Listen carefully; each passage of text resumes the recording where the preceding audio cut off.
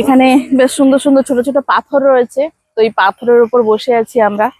আর একদম সাইডে পুরো মাছগুলো, মাছ পাখি, যে কচ্ছপ সব উঠে চলে এসছে।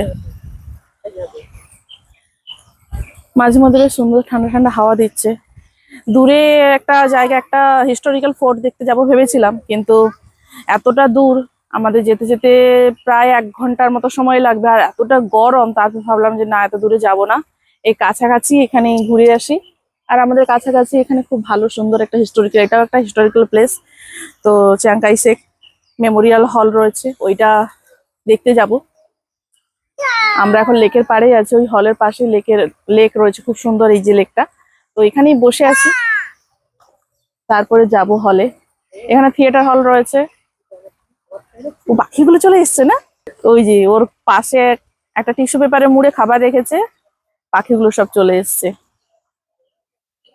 ওই যে একটা পাখি কি সুন্দর বসে আছে। এই যে কচ্ছপ, কচ্ছপ খাবার খাবে বলে উঠে চলে এসছে।